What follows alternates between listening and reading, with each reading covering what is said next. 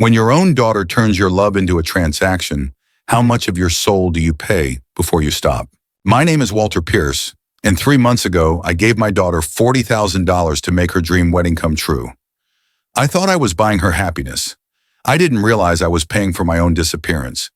I live alone in a small town outside Willow Creek, Texas, a quiet place where the cicadas never stop, and the coffee tastes like yesterday's regret. My wife Eleanor passed 3 years ago. She made me promise one thing before she left: never let Melissa down. I kept that promise like scripture carved in bone. So when Melissa showed up that evening, mascara running down her cheeks, trembling like a child, I didn't hesitate. She said the venue needed a deposit by Friday, $40,000, or the wedding would be canceled. I didn't think about the numbers. I thought about her mother's smile, the one that used to say, "You'll make a great father because you'll never say no." And I didn't. I opened my savings, the one I'd built from 40 years of fixing engines, building fences, and saying next month will be easier. I wired her the money that same night. She called me a hero. I thought that word still meant something. But here's the truth most people don't say out loud sometimes. Family betrayal doesn't come from strangers. It comes wrapped in the same blood that once made you proud.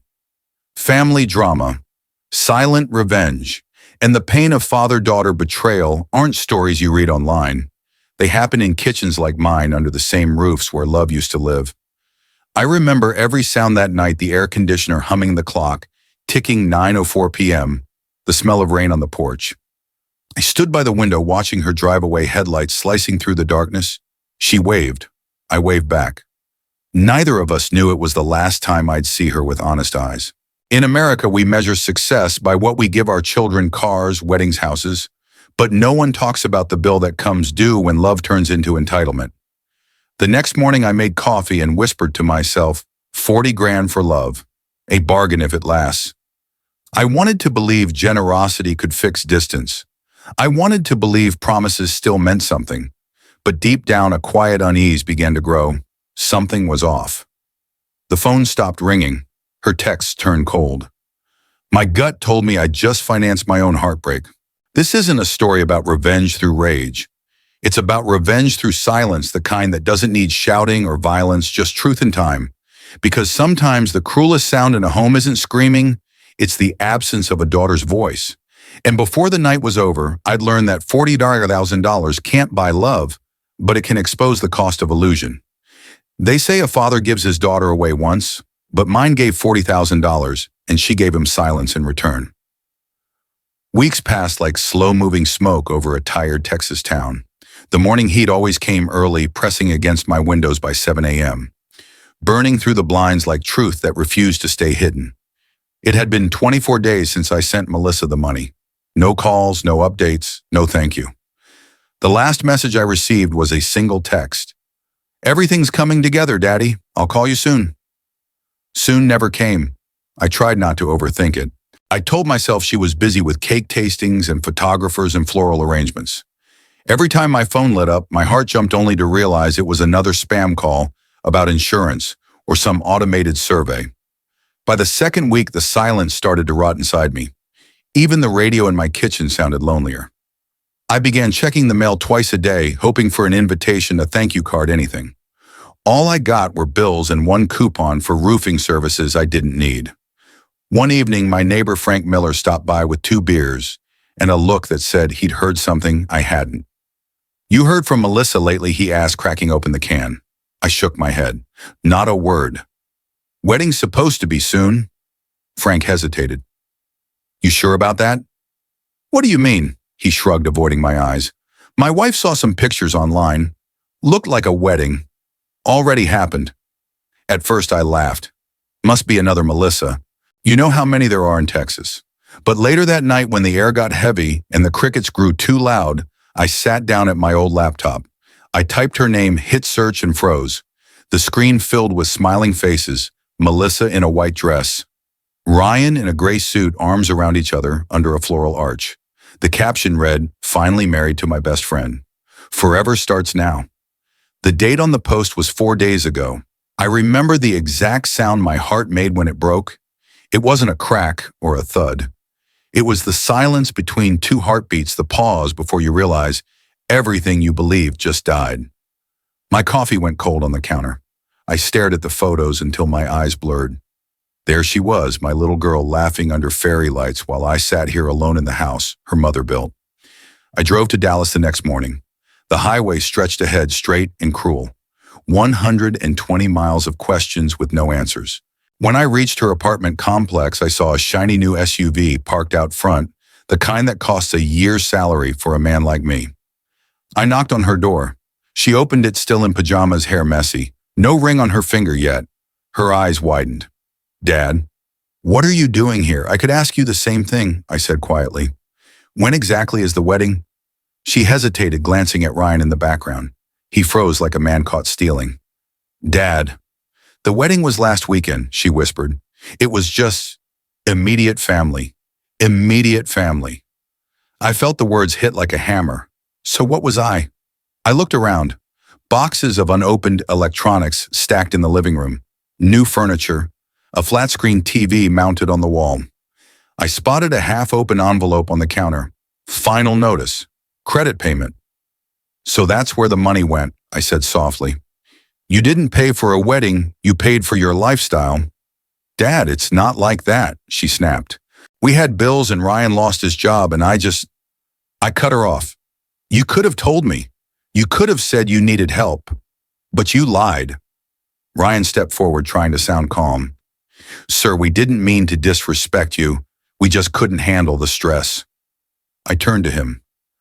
"Son, stress is when you can't sleep because you're choosing between rent and groceries. What you're describing is selfishness." Melissa's eyes filled with tears. She tried to touch my arm. "Daddy, please, don't be mad. We'll make it right." I stepped back. You can't fix betrayal with a hug. The room went quiet. Ryan looked away. Melissa's voice broke. "You promised Mom you'd never let me down." I met her eyes. I kept that promise. You're the one who let her down. Driving home, the sky was a sheet of copper. I felt hollow, like someone had reached inside me and taken all the warmth out. I passed a billboard that said, "Family is forever." I almost laughed.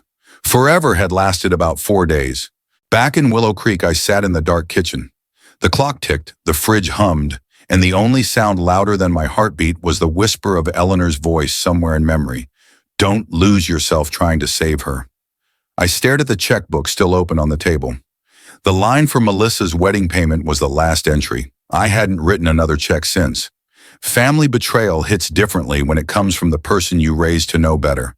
I'd given her everything: money, love, patience, and she gave me silence. That's the kind of pain that doesn't bleed, it echoes. In that moment, I understood something dark and final. She hadn't just stolen my money.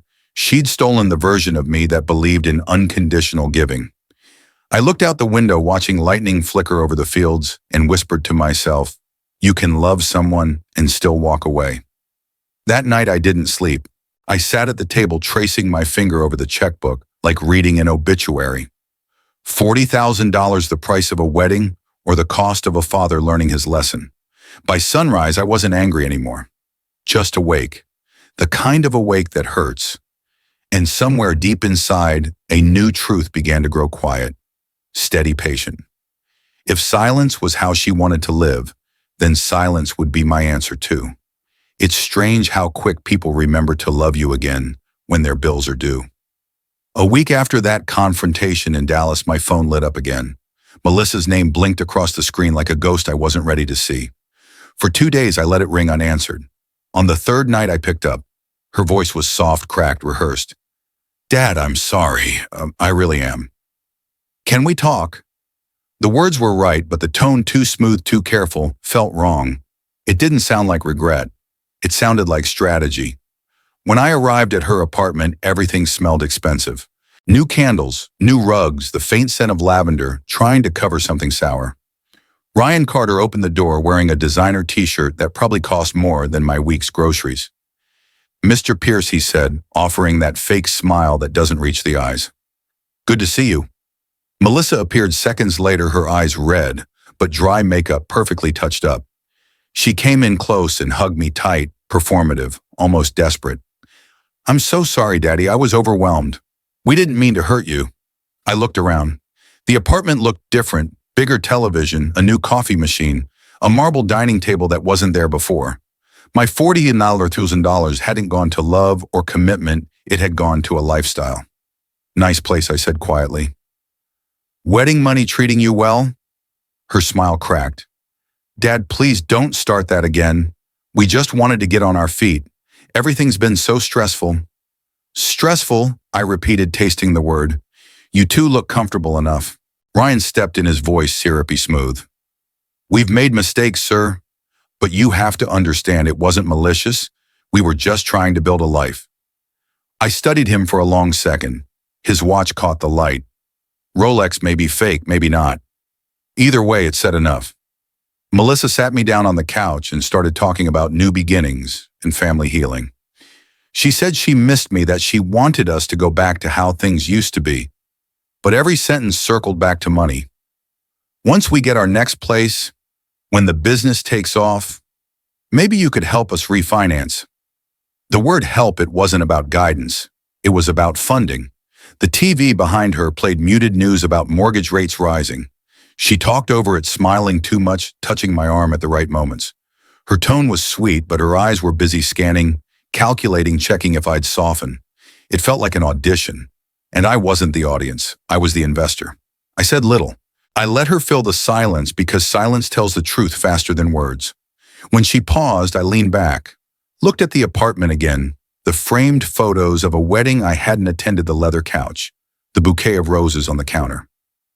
Melissa, I said slowly, how much do you think love costs? She frowned. What do you mean I mean this? I gestured around.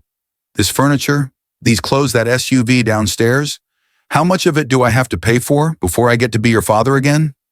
Her face changed, shock, then anger, then guilt, fighting to stay alive. Ryan looked away, fiddling with his phone. Sir, that's unfair, he muttered. No, I said calmly. Unfair is lying to a man who worked 40 years for every dollar you spent pretending to be happy. The room froze. Melissa's lower lip trembled, but I could tell the tears weren't for me. They were for the comfort slipping through her fingers. She whispered, We're trying, Dad. We just need time. I nodded. Time I can give. Money I can't. That line hung in the air like smoke. She flinched as if I'd hit her. Ryan coughed and excused himself to the kitchen, leaving us in the thick quiet that always comes before truth. I stood up, looked at her wedding photo on the wall, her white dress, his smirk, and realized I was staring at a portrait of a performance. She followed my gaze. You could have been there, she said softly. I turned toward her.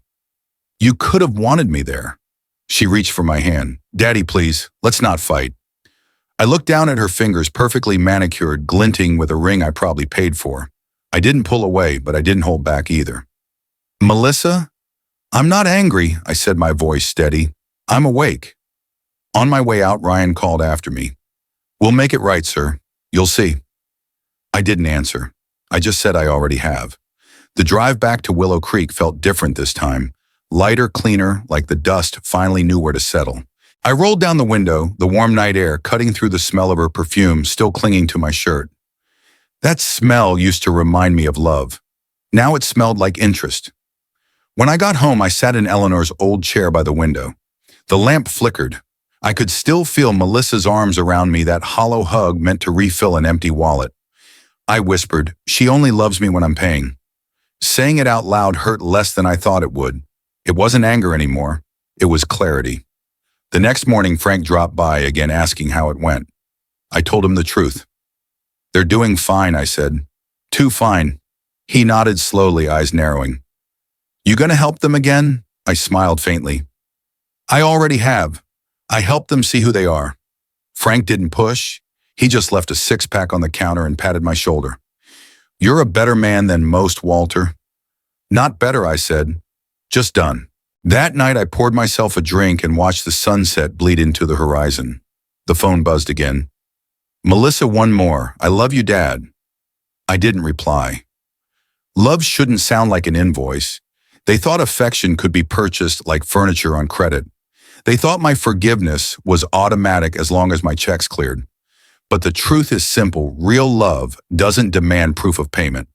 And for the first time in years, I realized I didn't owe anyone a single thing, Not money, not excuses, not even an explanation. I turned off my phone, looked at the quiet house around me, and whispered into the silence. If love depends on my wallet, then they can live without both. Sometimes love doesn't die. It just wakes up and realizes it's been held hostage. The drive back from Dallas was a blur of lights and regret. The highway stretched for miles like a silver scar cutting through the Texas dark, and the silence in my truck was heavier than the summer heat. I didn't turn on the radio. I didn't want company. I just wanted to hear the truth echoing in my head. My daughter had sold me the illusion of love, and I had paid in full. When I reached Willow Creek, the night smelled like dust and cedar. I parked the truck in the same spot I had every night for 30 years, the gravel crunching under the tires like old bones. The porch light flickered when I stepped inside, as if even the house was tired of waiting for good news. Eleanor's photograph hung by the kitchen doorway. Her smile hadn't changed, gentle, knowing the kind that used to pull me out of bad days. I touched the frame and whispered, I kept my promise, Elle. I didn't let her down. She just let me go. The coffee pot hissed to life automatically at 6 a.m., like it always had since Eleanor programmed it years ago. The smell filled the room, familiar and cruel. I poured myself a cup and sat at the table staring at the steam. The kitchen looked smaller without her in it. It always did. I remembered how she'd hum while frying eggs, how she'd scold me for reading the paper too long. Walter, you can't fix people by fixing their problems, she'd say. You fix them by letting them find the cracks. I used to laugh and tell her love didn't need cracks, it needed glue. Now sitting there in the quiet, I realized she'd been right. Glue just keeps the broken pieces close enough to keep cutting you. I opened the old photo album. There was Melissa at 6, dressed in a bedsheet pretending it was a wedding gown. Eleanor had pinned a daisy to her hair, and I'd written underneath the photo, for her someday. I stared at that caption until the letters blurred. I'd kept my word. I gave her the wedding she dreamed of, even if I wasn't invited. I flipped to another page, Eleanor and I on our wedding day, 1981, her hand gripping mine like she already knew life would test it. We didn't have much, just a borrowed suit, a borrowed car, and a borrowed future, but what we did have was ours. We earned our happiness. We didn't buy it. I closed the album. The air felt thick, pressing down on me, as if the walls knew every secret I'd been too proud to say out loud. For years, I'd worn the word father like armor. It gave me purpose, direction, identity. But now it felt like a chain. I realized I hadn't been a father. I'd been a rescuer, a man mistaking sacrifice for love. I thought being generous made me good. It didn't. It made me guilty of enabling. I stood and walked to the window. The sunrise was beginning to color the horizon orange and gold. Out there in the faint morning light, I could almost see Eleanor in her robe, watering the garden, smiling at me. She always said the sun was proof that forgiveness arrived every day, even if you didn't deserve it. You don't have to carry everything, Walt, she'd whisper. Even God rests on the seventh day. But I'd carried it all anyway. Melissa's mistakes, her debts, her storms, thinking that's what love was supposed to look like. Now I saw it clearly. Love without boundaries isn't love, it's captivity. I had mistaken control for care, silence for peace, and endurance for strength. My generosity wasn't kindness. It was fear. Fear of losing the last piece of my family, fear of failing Eleanor's memory. But what I'd really failed was myself. I poured a second cup of coffee, sat back down, and looked at Eleanor's picture again. You were right, I whispered. We taught her to take because we never taught her to stop. The weight of that truth sank deep. It wasn't about the money or the wedding anymore. It was about patterns, the unspoken contract of guilt and gratitude that had ruled this house for decades. I pulled out one of Eleanor's old journals from the drawer. She used to write little notes about gratitude, faith, and forgiveness. On the first page, she'd written, "You can't raise a child on love alone. You have to raise them on limits, too." I felt that sentence land in my chest like a confession. For the first time, I saw that all my yeses had built the walls of Melissa's prison and mine. The rest of the morning drifted by in stillness. I fixed the loose hinge on the cabinet, wiped the counter, cleaned the old kettle. The simple task grounded me. Every turn of the screwdriver, every scrub of the cloth felt like reclaiming a piece of myself. I wasn't trying to fix Melissa anymore. I was fixing what I'd neglected, my own boundaries. Around noon, Frank Miller stopped by again. "You doing okay, Walt?" he asked. Getting there, I said. He nodded toward Eleanor's picture. She'd be proud, you know, I smiled faintly. Maybe. Or maybe she'd just say, took you long enough. Frank chuckled, leaving me with a quiet that finally felt like peace, not punishment. That afternoon, I stepped outside with a glass of iced tea and sat on the porch. The air was still, the field shimmering under the sun. I watched the wind move through the grass and thought about forgiveness, not the kind you give others, but the kind you finally give yourself. The kind that says you did what you could. You're allowed to stop now. I realized I didn't hate Melissa. I pitied her. She was still chasing the version of love she'd seen in me, unlimited, unconditional, unrealistic. Maybe one day she'd learn the same lesson, that love with no boundaries eventually collapses under its own weight. I looked up at the sky, bright and endless, and for the first time in months, I whispered without pain, "Goodbye, Eleanor." Not because I was letting her go, but because I was finally letting go of who I thought I had to be for her. That evening, before locking the front door, I looked around the house once more. It was quiet, yes, but no longer empty. It was honest. I turned off the light and said the words that would carry me into everything that came next. I can't save them, but I can save myself. Revenge doesn't always come with fire or fury. Sometimes it hums through a fax machine. The morning after my realization, the house felt different, lighter, sharper, like it had been waiting for me to wake up. The same coffee brewed, the same Texas sun poured through the curtains, but I wasn't the same man who sat here the night before. I had crossed a quiet line inside myself. The part that once said, just help her one more time, was gone, replaced by something colder, steadier clarity. I walked to my desk where the checkbook lay open, its last entry still mocking me in blue ink, Melissa wedding deposit, $40,000. I ran my finger under the date. My hand didn't shake this time. I pulled out the old metal box where Eleanor and I had kept our financial papers. Receipts, invoices, bank statements, every scrap of proof that our life had been built in hard work. It didn't take long to see the pattern. Over the last 2 years, I had written 12 checks to Melissa, $1, $150 each every month, like clockwork. At first, I thought they were for emergencies, but the notes she'd written on the memos, utilities, car repair, mortgage help, told another story. Every month, she'd found a new crisis, and every month I'd fixed it. $22, $200, added to the wedding fund that made $62, $200 gone, vanished into someone else's comfort. I leaned back the chair, creaking under the weight of my disappointment. She hadn't robbed me once. She'd been bleeding me slowly, a quiet theft disguised as love. I picked up the phone and called the First National Bank of Dallas, the one she'd told me her mortgage was through. After 3 rings, a woman answered. "First National, this is Linda Thompson. How may I help you?" Her voice was steady, professional, the kind that doesn't flinch even if the world burns. "Ma'am," I said, "I'm calling about an account I've been paying into. Mortgage for Melissa Carter. I need to know when my last payment posted." There was a pause. "And your relation to the account holder, her father?" Another pause, this one longer.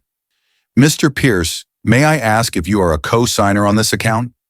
"I'm not, but I've been making payments directly to your office." She tapped her keyboard. I could hear the clicks. "Yes, sir. I see them. You've been paying regularly. Would you like to continue your automatic schedule?" The question hit me harder than it should have. Automatic schedule. That's what I'd become, an automatic schedule, a predictable deposit, a reliable fool. "No, ma'am," I said quietly. "I'd like to end it, effective immediately." She hesitated. "Are you certain, Mr. Pierce?" "I've never been more certain of anything in my life." Linda's voice softened. "We'll send confirmation to your address. Anything else I can do for you today?" I almost laughed. "You already have. You just helped me stop financing a lie." After we hung up, I stared at the phone for a long time. The silence that followed wasn't empty, it was freedom. For years, I thought peace was something you gave others. Now I knew it was something you reclaimed. I gathered the papers, each by a check, a quiet confession of my blindness, and stacked them neatly. I wrote a short letter to the bank, one sentence that felt like a lifetime of letting go. "To whom it may concern, this letter serves as formal notice that all payments made by Walter Pierce toward account number 478291 are to cease immediately and permanently." I printed it, signed it, folded it once. No anger, no curse words, just a man deciding to stop being the victim of his own kindness. There was no fax machine in my house. Eleanor always said we didn't need one. If something's that urgent, you drive it yourself. But I wasn't going to Dallas again. Not for this. Instead, I drove into town to the UPS store near Main Street. It was 11:43 a.m., 92 City, the air thick and humming. I parked beside the yellow mailbox and walked in.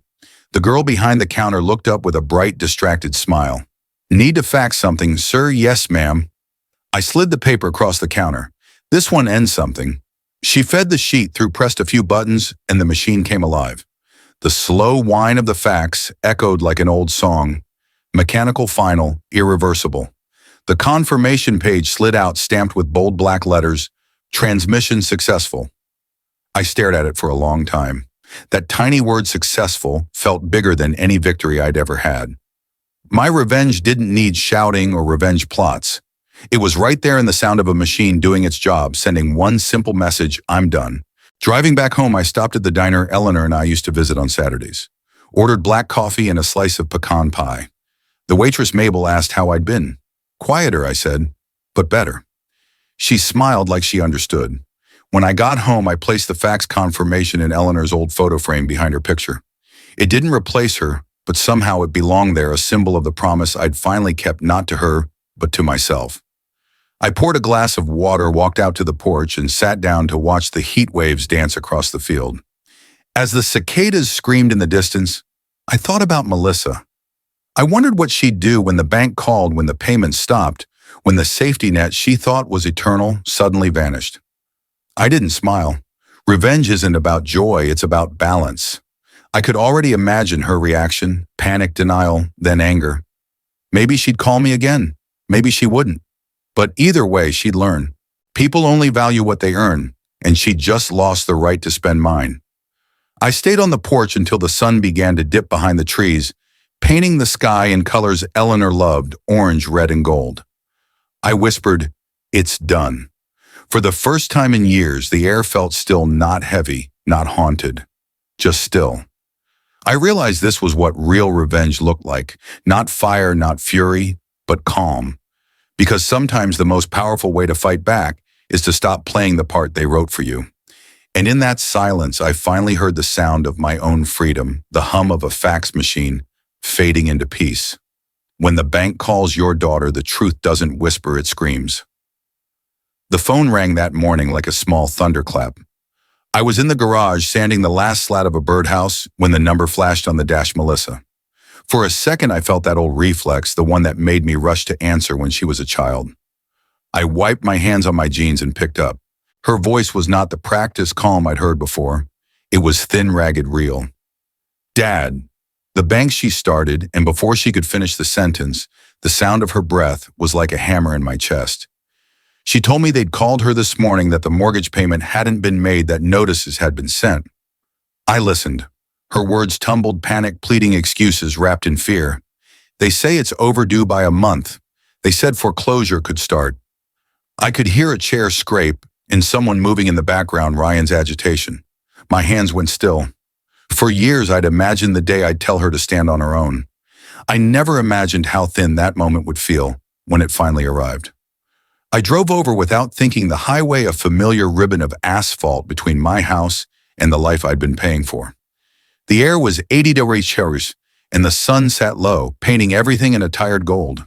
When I pulled into her driveway, Melissa and Ryan were already outside, pacing like two animals who'd been cornered. Melissa saw me and rushed forward, her face raw. "Dad, please, you have to help us." The bank called. "When will you pay it?" Her voice had that practiced edge, the same one I'd heard when she first asked for the 40 grand. But underneath the polish was something new, true fear. I let her words hang in the air. I watched Ryan's shoulders slump. He kept shifting his weight from foot to foot like he might run, but nowhere to go. I could see the foreclosure notice in Melissa's hand, the bank's letterhead bright against her trembling fingers.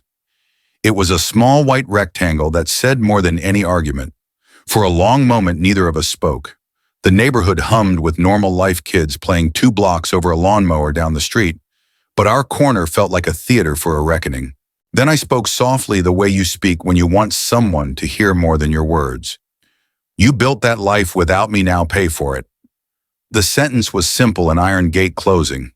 Melissa's face crumpled first into disbelief, then into fury, then into the raggedness of someone finally seeing the end of what they'd been counting on. She lunged forward, tears boiling. "Dad, please don't do this to us. We'll lose everything." I shook my head slowly. "You already did the hard part," I said. "You decided you could live like that. I only decided to stop paying." My voice didn't shake. I wanted steadiness to be the message. If anger was loud and temporary calm was corrosive and permanent. Ryan took a step forward, hands out, trying to negotiate like a man who still believed every problem had a monetary solution. "We'll set up a payment plan, sir. We'll work something out." I looked at him, then at Melissa, then at the foreclosure letter, the unopened mail, the glossy wedding photos on the mantle that showed a man in a suit too young to be the one who paid for it all.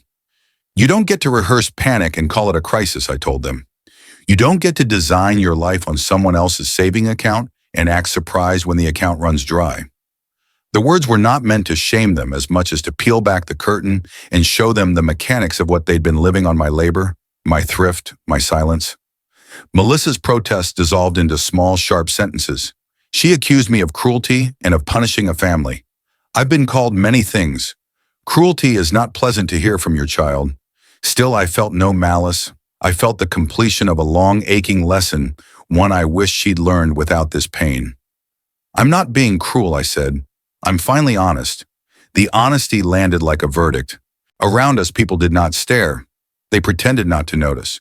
But you can feel the town watch you in the way the air thickens with gossip and pity. Melissa's phone buzzed: friends, family messages offering ephemeral support.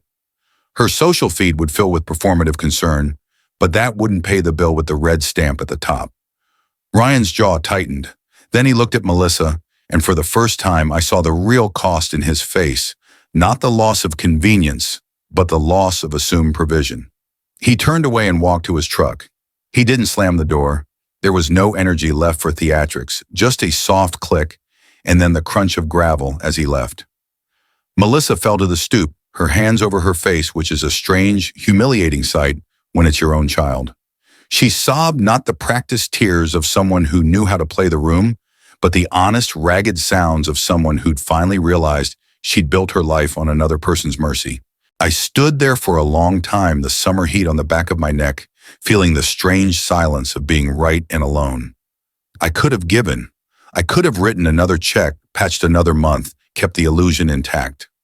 Instead, I walked back to my truck, opened the glove compartment, and took out nothing but my keys. "I'm done," I said quietly, not as a threat, but as a fact. They heard me. They understood then what I meant. It wasn't theatrical. It was the closing of a ledger. It was the sort of action that doesn't need witnesses, its consequences speak loud enough. Driving home, I thought about how often people confuse presence for permission, generosity for entitlement. People in our town will talk, of course. Some will call me unforgiving. Others will nod in private, remembering the times they'd been taken for granted. For me, this was not about punishment. It was about boundaries. It was about teaching the hard lesson some only learn when the bank calls. When I walked in my front door that night, the house smelled of the simple dinner I'd left on the stove. Frank popped his head in later, offered a beer, and shook his head with that tired sympathy I've grown used to. He didn't ask if I regretted it. He'd seen the patchwork of my life. He understood that sometimes the kindest thing a man can do is close the door on his own exploitation. The truth had been revealed. The facade crumbled not by my words, but by the small, bureaucratic machinery of a bank notice. Melissa's panic exposed what the staged apologies had hidden: a dependence purchased by my silence.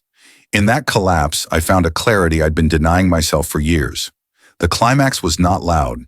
It was a quiet accounting, an unraveling that left no room for argument.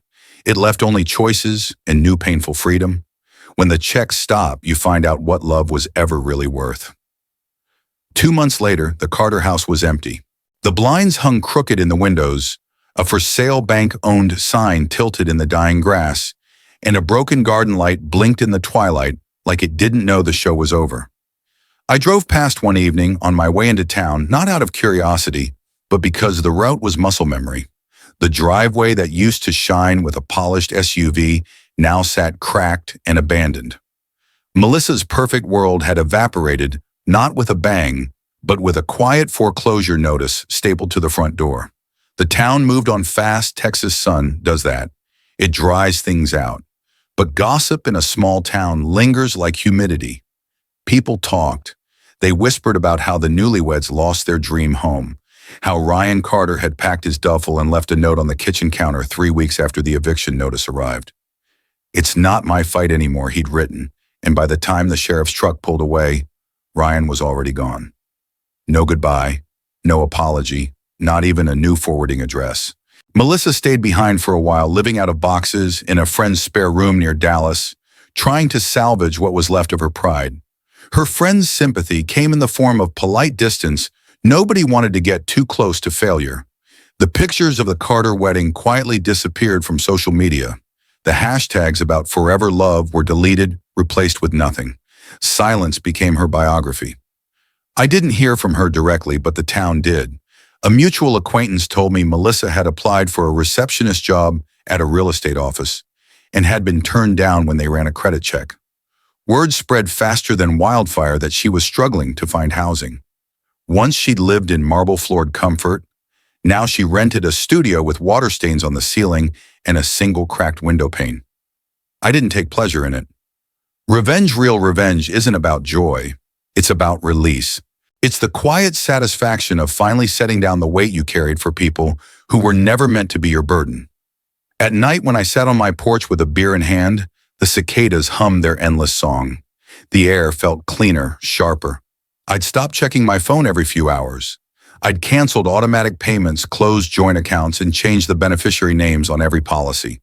My money was mine again. My peace was mine again. For the first time in decades, I wasn't financing anyone else's happiness. Some nights I thought about Eleanor, about the promise I made to her on her deathbed. Take care of our girl.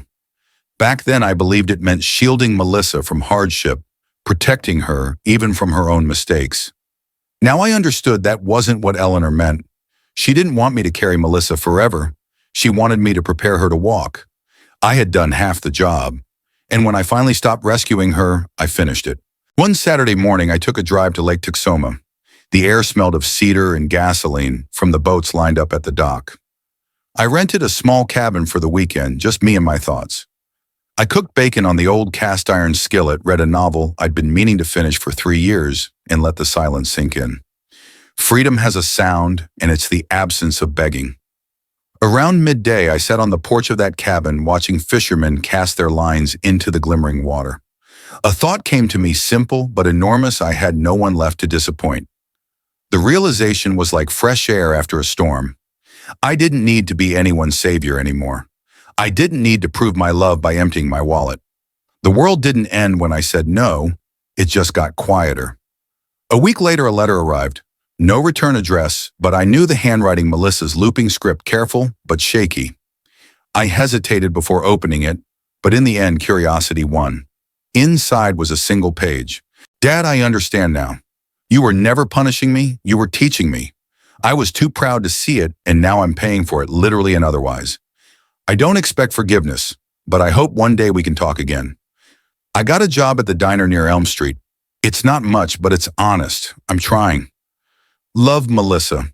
I folded the letter neatly, slid it into Eleanor's old recipe book, and smiled. Not the triumphant kind of smile people imagine after revenge, but the tired, peaceful one that comes after a long war you didn't want to fight but had to finish. Life after that became simple again. I woke early, brewed my own coffee, tended to the small garden Eleanor planted decades ago. Frank stopped by most mornings with a newspaper and 2 donuts, and we talked about fishing, the weather, the kind of things that don't ask you to bleed for them. I learned that peace isn't the absence of noise, it's the absence of obligation. In the fall, I refinished the old deck. The boards had warped from years of neglect, but sanding and staining them felt almost sacred, like polishing the surface of my own mistakes. Every sweep of the brush, every grain of wood reminded me, you can rebuild what's yours, but you can't rebuild what someone else refuses to care for. By winter, the whispers about Melissa had quieted. She had faded from town gossip like smoke from a fire that finally burned out. I heard she'd started saving money, paying rent on time, even enrolled in night classes at the community college. Maybe she learned, maybe not. But either way, she was living with the consequences of her own choices exactly where every adult eventually arrives. As for me, I learned the strange sweetness of solitude. I learned that forgiveness doesn't mean reunion, it means release.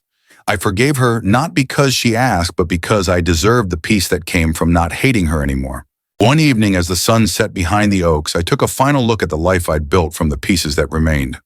The birdhouse I'd finished months ago hung perfectly from the tree outside a family of wrens fluttering inside. That small life felt like a metaphor, fragile but free.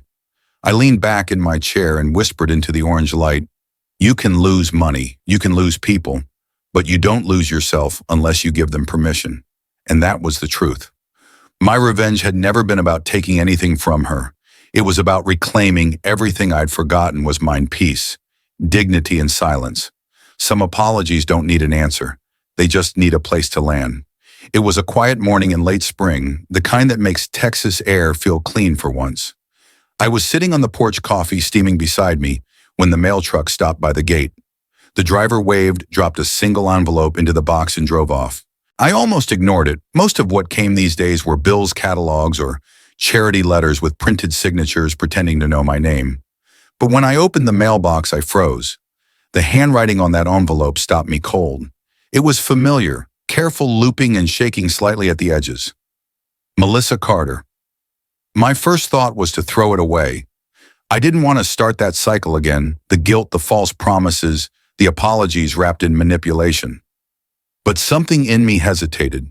I took it inside, sat down at the kitchen table, and stared at it under the morning light. Eleanor's photo sat across from me, her smile soft, almost urging. "Go on," I imagined her saying. "You can open it without surrendering." So I did. Inside there were two things: a folded letter and a small photograph creased from age.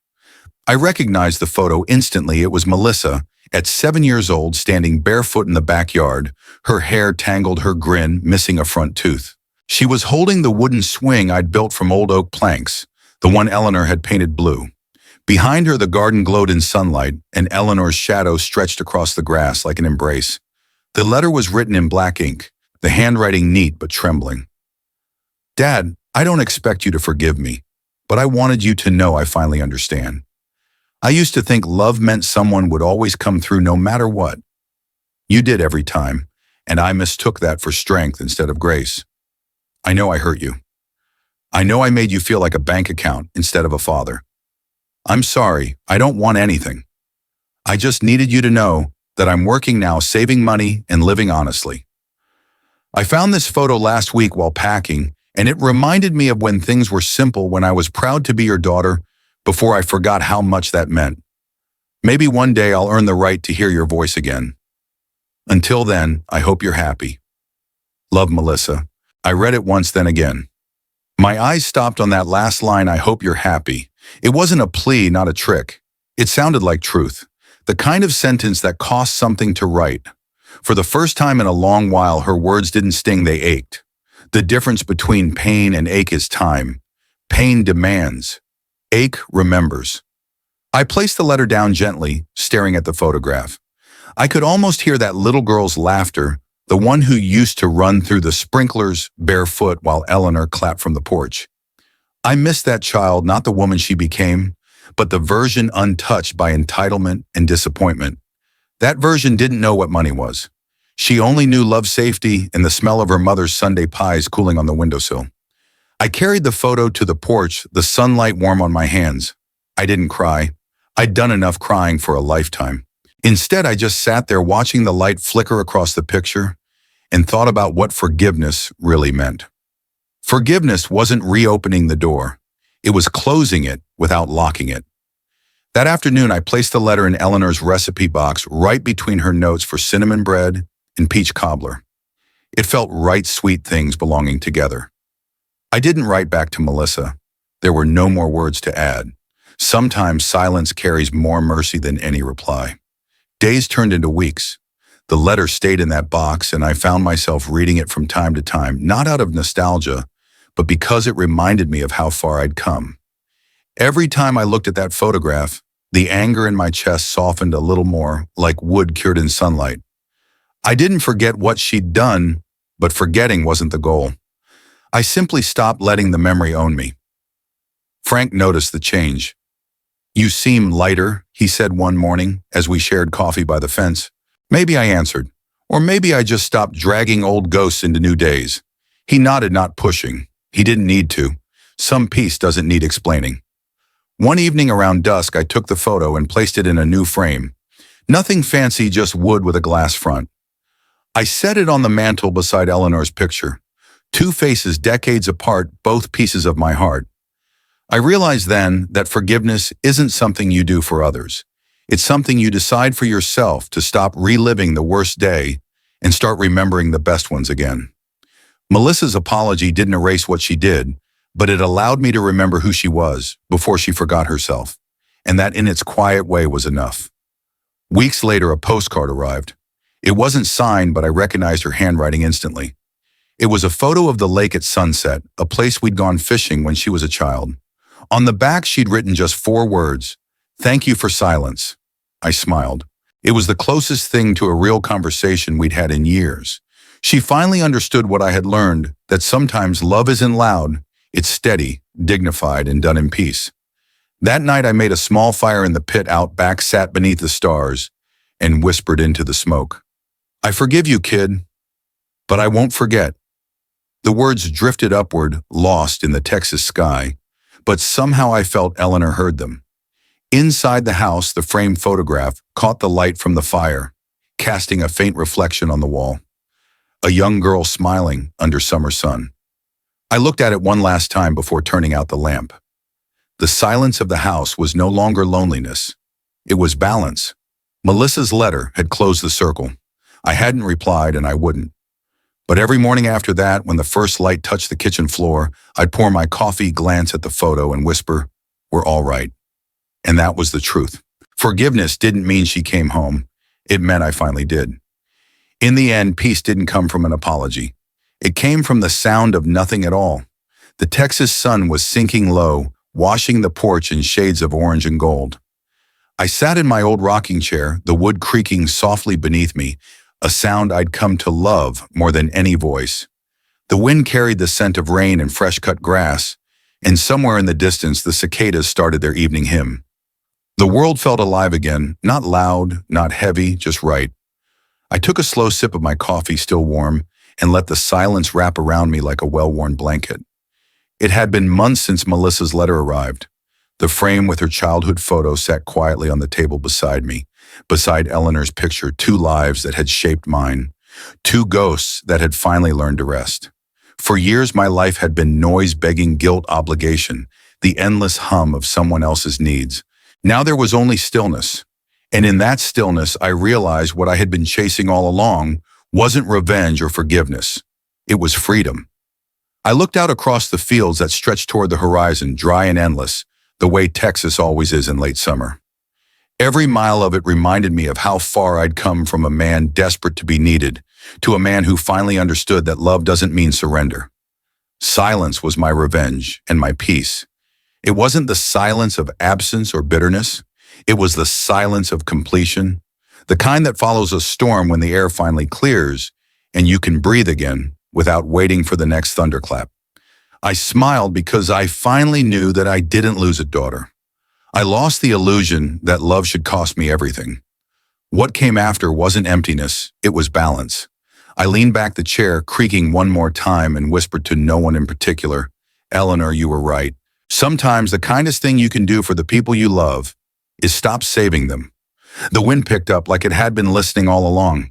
And to anyone out there watching this, maybe you've been carrying someone else's weight too. Maybe you've mistaken loyalty for love, silence for peace, or sacrifice for purpose. Let me tell you something, you don't owe anyone the version of yourself that's dying to keep them comfortable. You can set it down. You can let go. And the world won't end, it will finally begin. If this story found you at the right time, take a second to breathe. Then do one thing for yourself, hit save so you can come back to this when you forget your worth. Leave a comment about where you're listening from, because stories like this aren't just mine, they're ours. And if you've ever learned that silence can be strength, not weakness, subscribe and join the ones who know that real power doesn't shout, it simply endures. Because at the end of everything, money, family, betrayal, guilt, the truth is simple peace doesn't come when they say, I'm sorry. It comes when you finally say enough.